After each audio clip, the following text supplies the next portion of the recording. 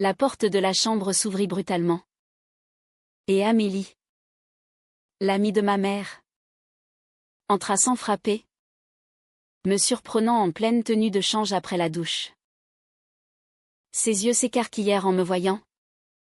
Et au lieu de s'excuser, elle resta figée. Un regard chargé d'une intensité que je n'avais jamais remarquée, déclenchant en moi une vague de panique et de reconnaissance interdite. Ce moment, censé être anodin, brisa le mur que j'avais érigé autour de mes secrets les plus profonds, forçant des vérités que je n'avais jamais osé affronter. Sophie se figea, son cœur battant la chamade. Elle attrapa rapidement une serviette pour se couvrir, mais il était trop tard. Amélie, avec ses 28 ans et son allure professionnelle impeccable, tailleur ajusté, cheveux noirs coupés courts, et un air d'autorité naturelle, semblait elle aussi déstabilisée. Elle se connaissait depuis des années. Amélie était la meilleure amie de la mère de Sophie. Une avocate renommée à Paris, souvent invitée aux dîners familiaux. Mais ce regard, il n'était pas celui d'une simple connaissance. Il y avait quelque chose de plus profond, de plus dangereux. Sophie. Je suis désolée. Ta mère m'a dit d'entrer directement. Balbutia Amélie. Mais sa voix tremblait légèrement, trahissant une émotion qu'elle essayait de masquer. Sophie. 25 ans. Étudiante en littérature à la Sorbonne, sentait ses joues rougir.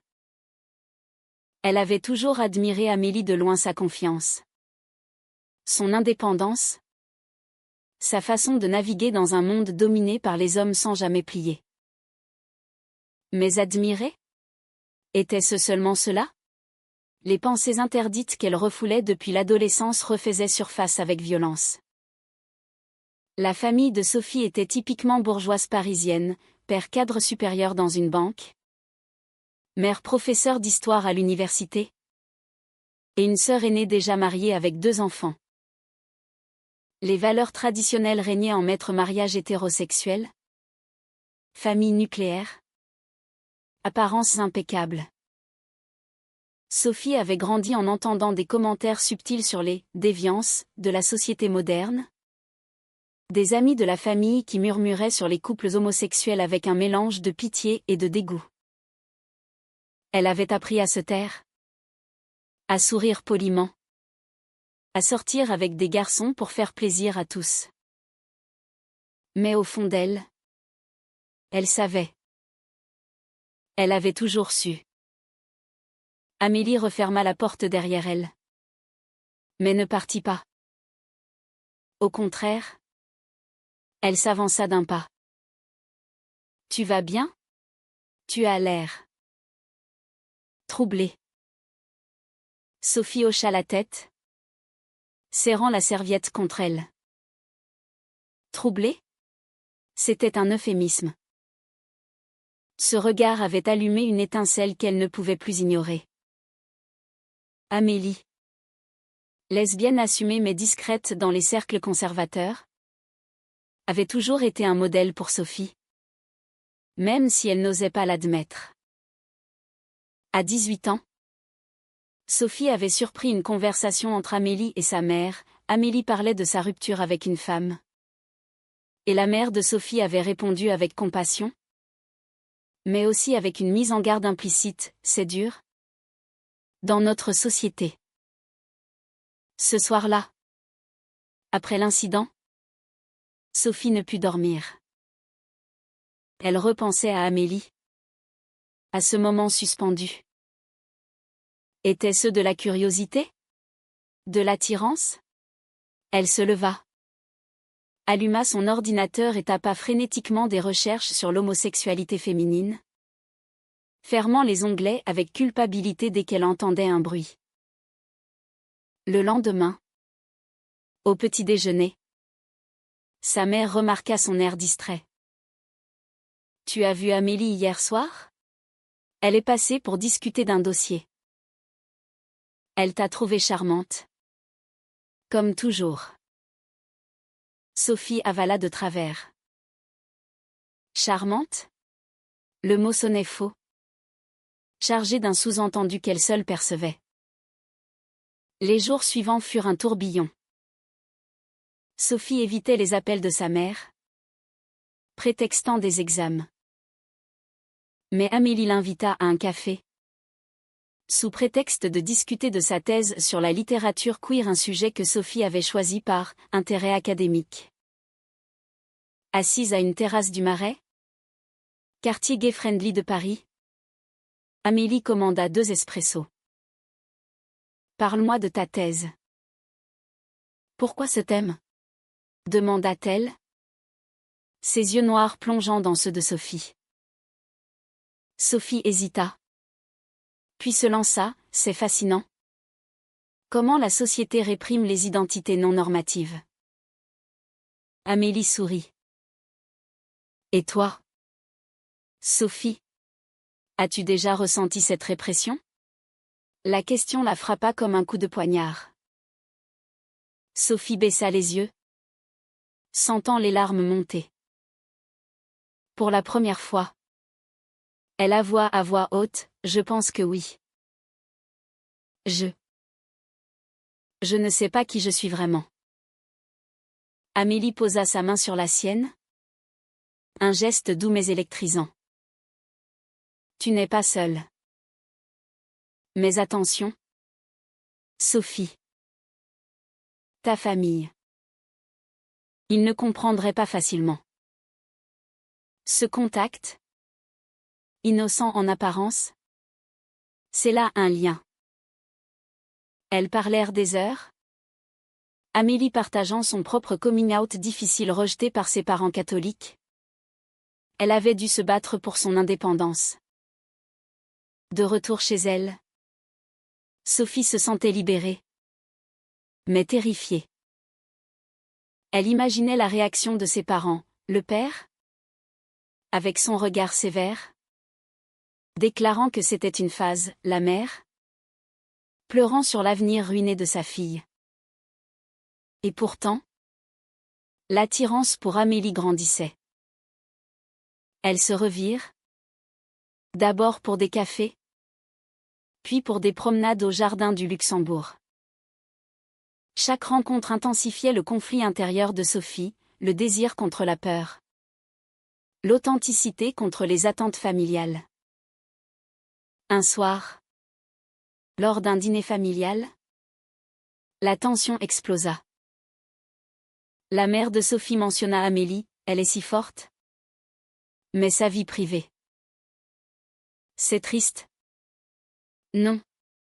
Pas d'enfant. Pas de mari. Sophie serra les dents. Maman. L'amour n'est pas que ça. Le père leva un sourcil. Qu'est-ce que tu insinues? Elle se tut. Mais le cid était planté. Cette nuit-là, elle envoya un message à Amélie, j'ai besoin de te voir. La réponse fut immédiate, viens chez moi. Arrivée à l'appartement d'Amélie dans le 6e arrondissement, Sophie tremblait. Amélie l'accueillit avec un verre de vin. Elles parlèrent de tout et de rien. Jusqu'à ce que Sophie craque, je crois que je suis amoureuse de toi. Amélie la serra dans ses bras. Pas de baiser.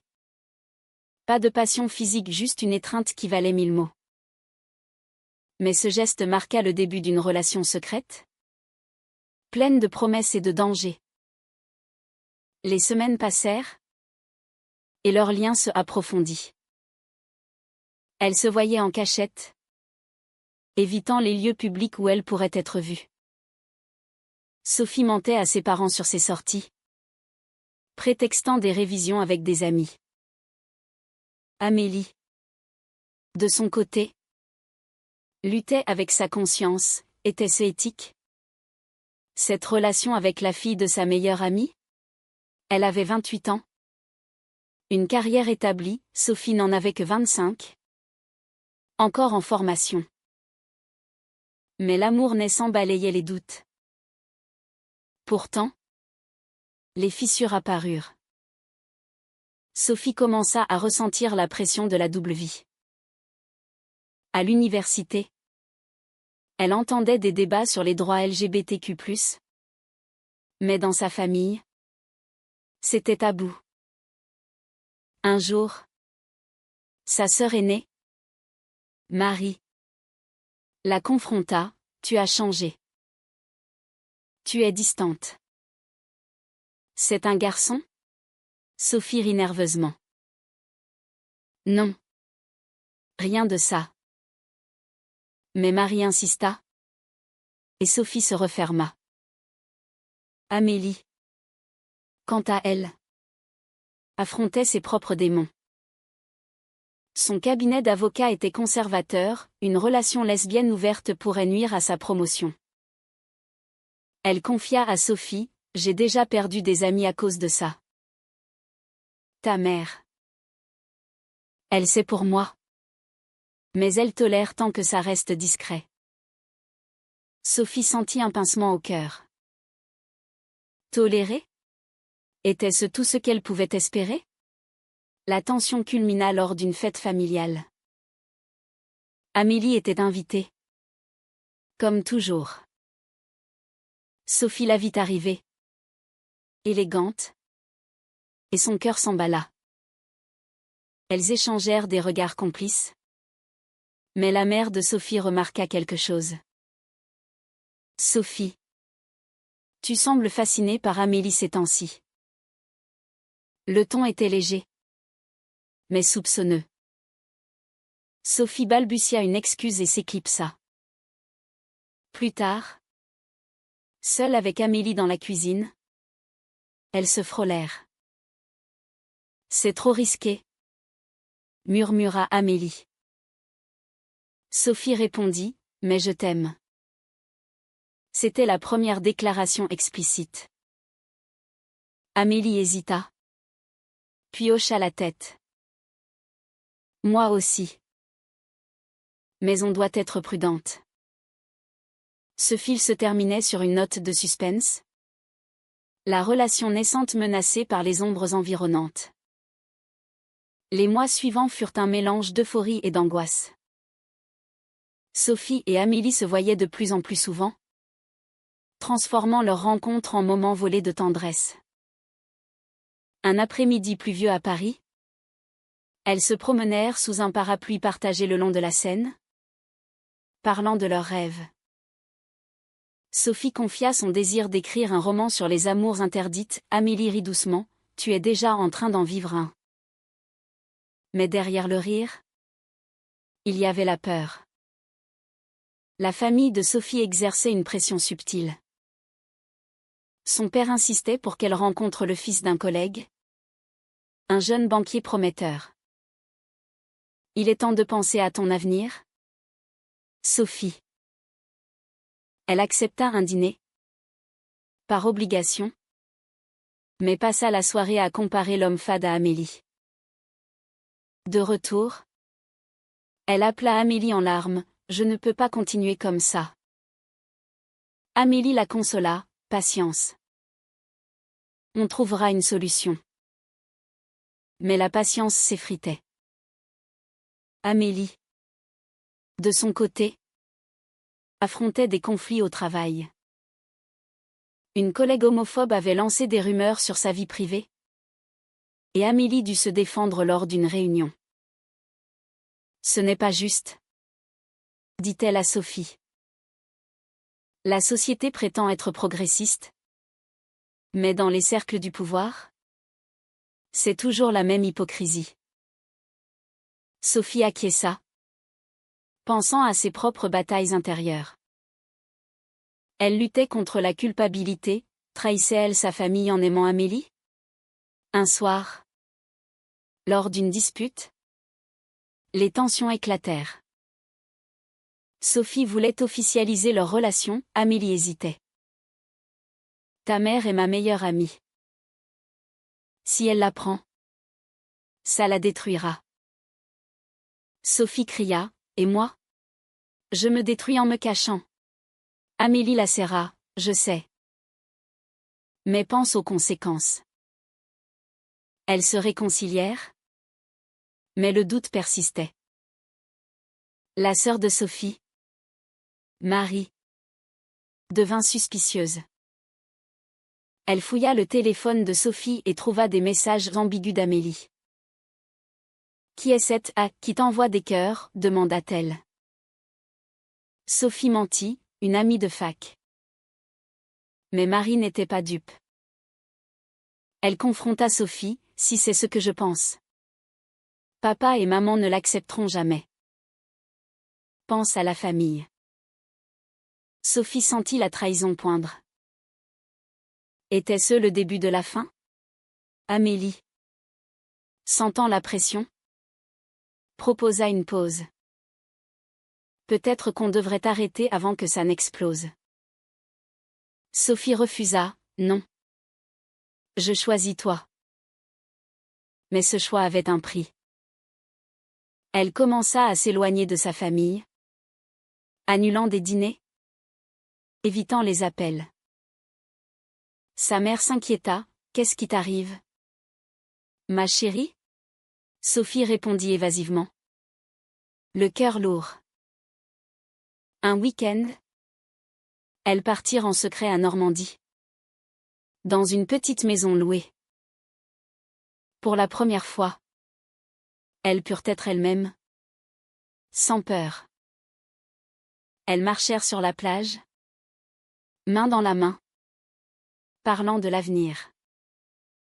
Imagine-nous ensemble. Openly, dit Sophie. Amélie sourit, ce serait beau. Mais réaliste? La réalité les rattrapa vite. De retour à Paris? Un appel de la mère de Sophie, Amélie m'a dit que tu l'as vue récemment. Qu'est-ce qui se passe? Sophie paniqua. Amélie avait-elle parlé? Non. C'était un mensonge innocent pour couvrir une absence. Mais cela réveilla les soupçons. Sophie décida de confronter sa mère. Maman. Si j'aimais une femme. Qu'est-ce que tu dirais? La mère rit nerveusement, ne dis pas de bêtises. Tu es hétéro. Comme nous tous. Sophie insista, et sinon? Le silence fut assourdissant. Ça briserait ton père. Et moi aussi. Ce rejet implicite blessa Sophie profondément. Elle se tourna vers Amélie pour du réconfort. Mais Amélie luttait elle aussi. Son ex-partenaire? Une femme jalouse? Réapparue? Menaçant de révéler leur relation. Laisse-moi tranquille, dit Amélie. Mais l'ex insista, créant du drama. Sophie se sentit trahie, tu ne m'as pas tout dit sur elle? Amélie avoua, c'était fini avant toi. Mais elle est persistante. La jalousie s'installa. Sophie questionna chaque appel d'Amélie. Chaque retard. Amélie, frustrée, répliqua, tu ne me fais pas confiance? Leur relation, autrefois pure, se teinta de conflits. Pourtant, l'amour persistait, les poussant à des choix radicaux. Lors d'une manifestation pour les droits LGBTQ+ à Paris, Sophie y alla seule. Masquée. Elle se sentit vivante parmi la foule. Mais terrifiée à l'idée d'être vue. Amélie refusa d'y aller, trop risqué pour ma carrière. Sophie rentra furieuse, tu choisis ton job plutôt que nous? Amélie pleura, non. Je choisis la survie. Ce fil amplifia les conflits, montrant les sacrifices croissants. Environ 1020 mots. Fil 3. La crise atteignit son paroxysme quand Marie, la sœur de Sophie, découvrit la vérité. En fouillant plus profondément, elle trouva une photo d'Amélie et Sophie ensemble sur le téléphone. Elle confronta Sophie en privé, c'est dégoûtant. Amélie est l'amie de maman. Comment as-tu pu? Sophie défendit, l'amour n'a pas d'âge ni de règles. Marie menaça, si tu ne romps pas. Je le dis aux parents. Sophie, dévastée, en parla à Amélie. On doit t'arrêter. Ma famille va exploser. Amélie refusa, non. Battons-nous. Mais Sophie hésita, pesant le coup moral. Était-ce égoïste d'imposer ça à tous? Elle choisit la confrontation.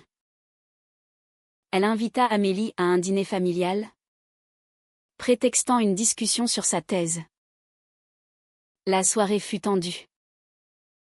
Le père parla politique, critiquant les « folies progressistes » comme le mariage gay. Sophie intervint, « Papa, l'amour est universel. » Il rit, bien sûr, mais dans les limites. Amélie, silencieuse, échangea un regard avec Sophie. Puis, la mère posa la question fatale, Amélie. Tu vois quelqu'un en ce moment? Amélie répondit, oui. Quelqu'un de spécial. Sophie sentit son onde trembler. Après le dîner, seule avec sa mère, Sophie craqua. Maman, c'est Amélie. Je l'aime.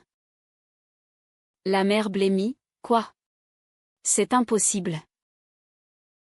Amélie est. Et toi? Non. Les larmes coulèrent. Tu nous trahis tous. Sophie pleura, non. Je me libère. Le père, alerté, entra en furie, dehors. Les deux, Amélie et Sophie fuirent, se réfugiant chez Amélie. Elles passèrent la nuit à se consoler. Mais le dommage était fait. La famille de Sophie coupa les ponts, plus d'appels, plus de soutien financier. Sophie dut quitter la Sorbonne, trouvant un job de serveuse pour survivre. Amélie, de son côté, affronta le backlash au travail, des clients conservateurs la boycottèrent. Pourtant, leur amour grandit dans l'adversité. Elles emménagèrent ensemble, dans un petit appartement à Montmartre. Sophie écrivit furieusement, canalisant sa douleur en art. Amélie défendit des cas pro-LGBTQ+, risquant sa carrière. Mais les blessures intérieures persistaient. Sophie rêvait de réconciliation, Amélie doutait. Un jour, l'ex d'Amélie réapparut, offrant des preuves de leur relation à la mère de Sophie pour se venger. La mère, déjà brisée, confronta Amélie, « Tu as volé ma fille. » Amélie répondit, « Non. Je l'aime. » La trahison perçue approfondit le fossé. Sophie, face à ce chaos, questionna ses choix. Avait-elle raison de tout sacrifier? Elle consulta une thérapeute, explorant ses conflits internes, la honte internalisée, la peur du rejet social. La thérapeute posa, « L'amour vaut-il la perte de ta famille? » Sophie répondit, « Oui. Mais le prix est élevé. » Amélie luttait avec la culpabilité. En tant qu'amie de longue date, elle se sentait responsable. Elle proposa de rompre, peut-être que sans moi. Ta famille te reprendra. Sophie refusa, non. On affronte ensemble. La société ajoutait à la pression. À Paris, Malgré les lois progressistes, les regards hostiles persistaient. Lors d'une sortie, un homme les insulta, sale lesbienne. Sophie trembla. Amélie répondit calmement. Mais intérieurement, ça rongeait. Marie, la sœur, tenta une médiation. Elle invita Sophie à un café, les parents sont dévastés. Maman pleure tous les jours. Sophie répondit, et moi? Ma douleur compte-t-elle? Marie admit, c'est dur pour tous. Mais reviens. Sans elle. Sophie choisit Amélie, payant le prix de l'isolement. Ce film montra les confrontations directes et les dommages collatéraux. Les mois suivants furent marqués par des tentatives de reconstruction. Sophie et Amélie bâtirent une vie ensemble, entourées d'un nouveau cercle d'amis LGBTQ+. Elles participèrent à des groupes de soutien, partageant leurs histoires. Sophie termina son roman, inspiré de leur drame, et le soumit à des éditeurs. Amélie gagna un cas important pour les droits des couples homosexuels, boostant sa confiance. Mais les ombres du passé persistaient. La mère de Sophie envoya une lettre, « Je t'aime, mais je ne peux accepter ça. C'est contre nos valeurs. » Sophie répondit, expliquant son bonheur. Mais pas de réponse. Le père resta silencieux, symbolisant le rejet total. Amélie affronta une trahison professionnelle, une collègue, jalouse, révéla sa relation, menant à une enquête interne. Elle risqua son job, mais gagna, prouvant la discrimination. Cela la renforça, mais la fatigua. Combien de batailles encore, demanda-t-elle à Sophie.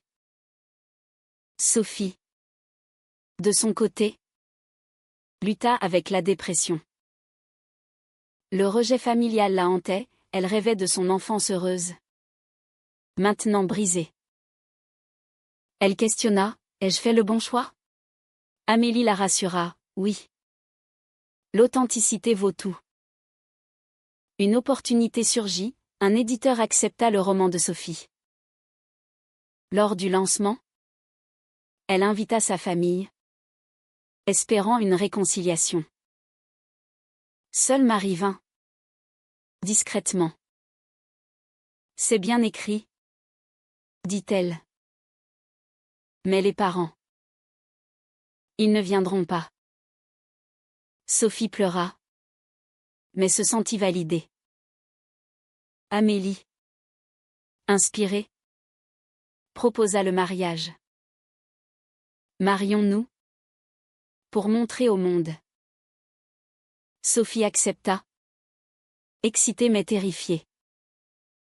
La planification fut un mélange de joie et de peur. Elles choisirent une cérémonie intime, avec des amis. Mais la veille, un appel, la mère de Sophie, en larmes. Ne fais pas ça.